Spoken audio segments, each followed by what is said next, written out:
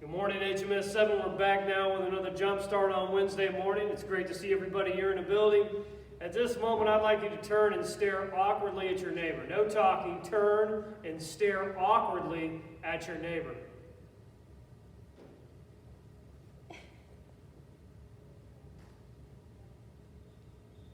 Now I'd like you to tell them how beautiful they are. Man, you're beautiful. Mr. Henry, you are so beautiful. Now this is true. 3 claps on me. 1, 2, 3. Trying to start Wednesday off on a positive note with a little bit of humor there, a little bit of positivity. I would like you now to reflect quietly in your own brain, no talking, 0 level, on what it means to be proactive and why it's important. What does it mean to be proactive? And why is that an important characteristic or skill to have in life? I'll give you about 15 seconds to reflect on that quietly.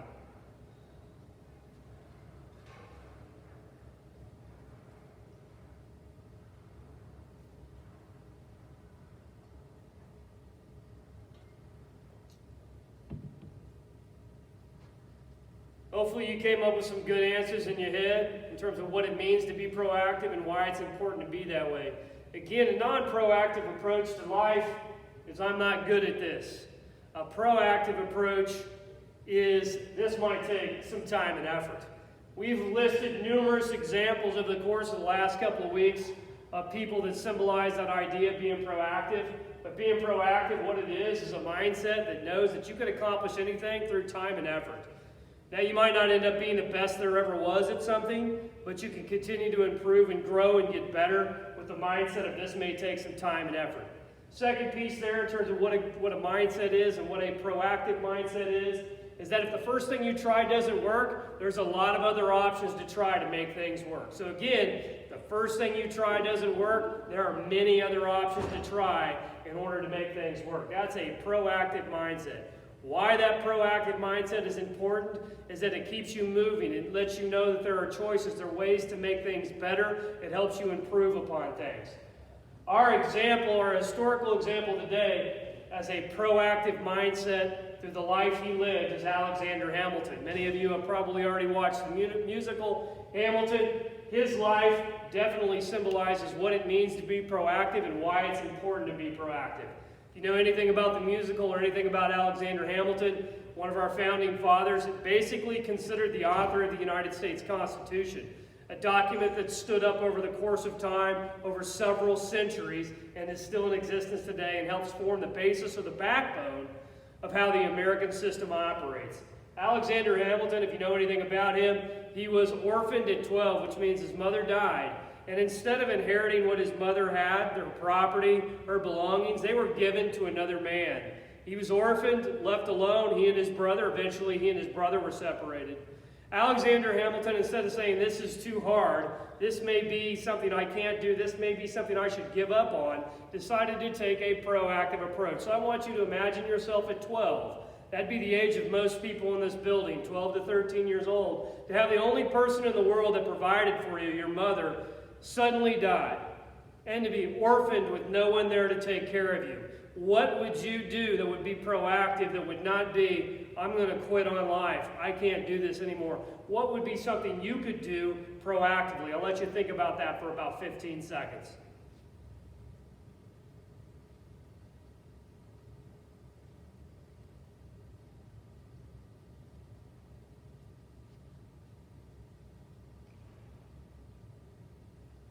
Hopefully that's been enough time to reflect. What Mr. Hamilton did, hopefully you're guessing. If you're thinking and you're listening and you're with me right now, you're guessing. What did he do to be proactive? He got a job. Seems simple. He got a job. Running a customs house to help ships get to other places on time. Not only with that job, he also didn't give up on school.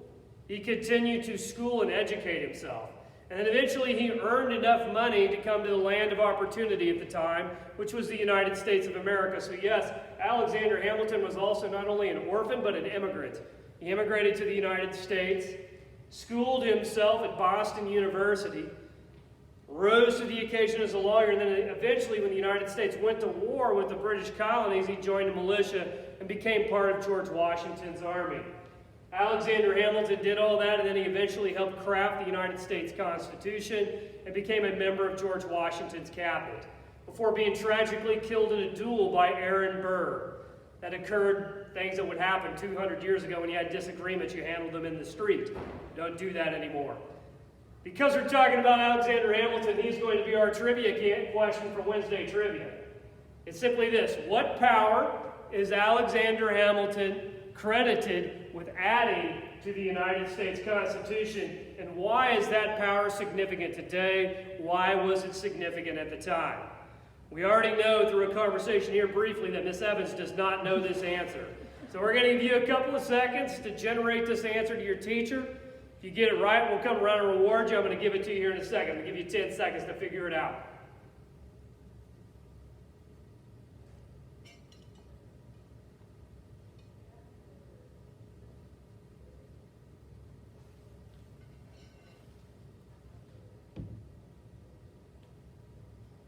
If you guessed implied powers or the implied power, you're correct. And everybody who is usually, when I used to teach government, would be like, what's an implied power?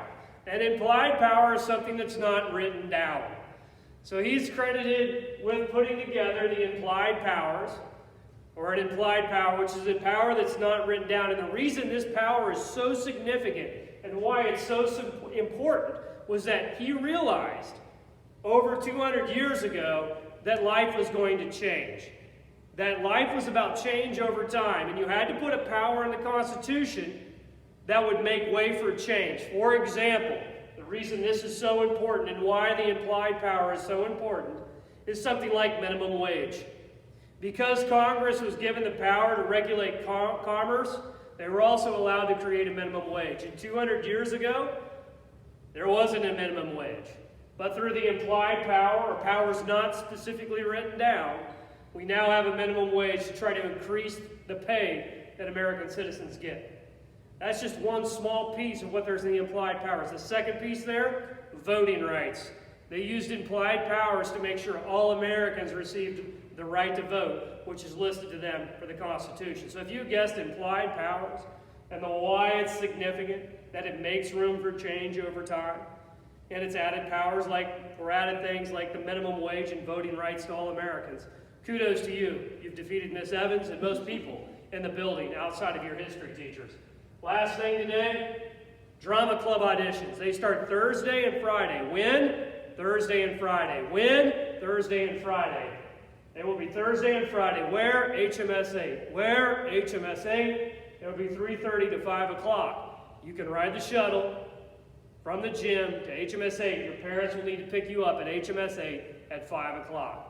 We love you guys. Can't wait to see you for the rest of the day. Enjoy your Wednesday.